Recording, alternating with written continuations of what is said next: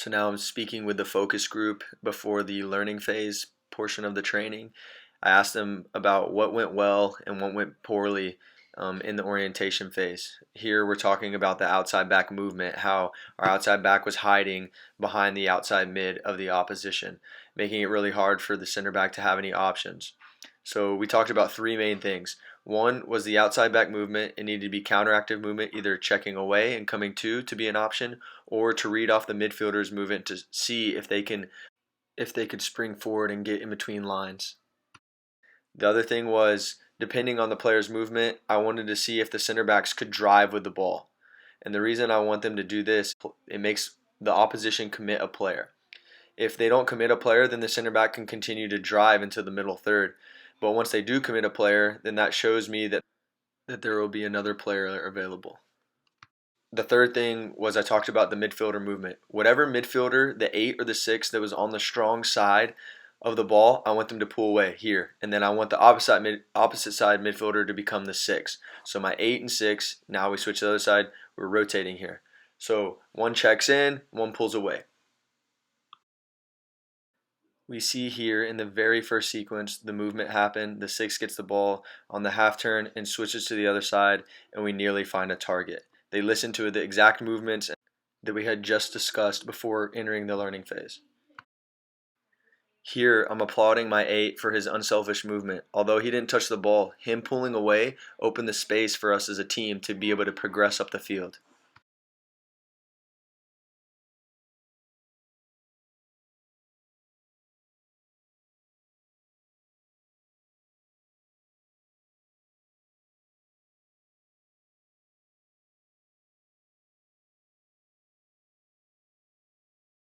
Here, I'm telling my left center back to be patient with the ball, not to force anything, and if no options are on his side, to find a way to switch the ball.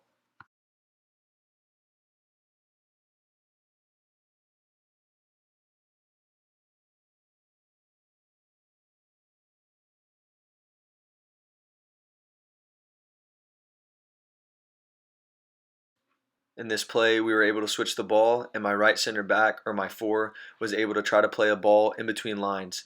I told him and applauded him on the pass choice, as I thought it was the right pass, but he just needed to make sure the weight was proper so that the 8 could run in behind and be able to trap the ball.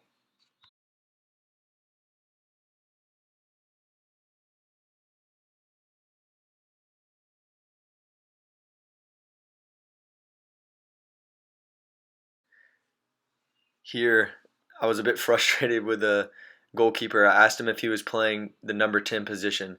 I asked him why we've been working on passing to both the center backs this whole time, why he's trying to be the one to play the money ball. Teams are going to punish us and score on us when you do this.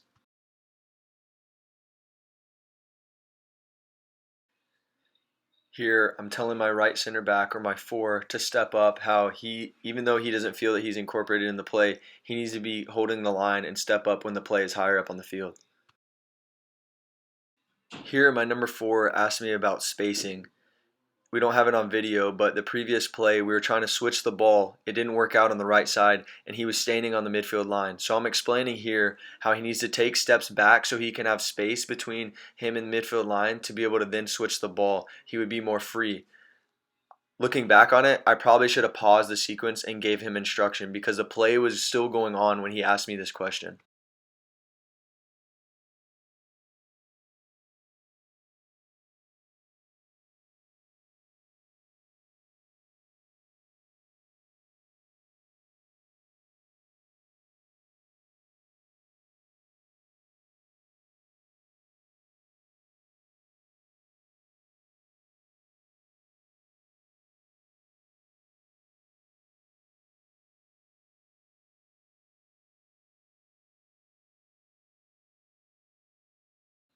This is another coaching point that I had to make. Although the right back played a terrible ball in the middle of the field, my left center back dribbled across my 4 and my 2, and I asked him here, "What position are you playing?" He told me left center back.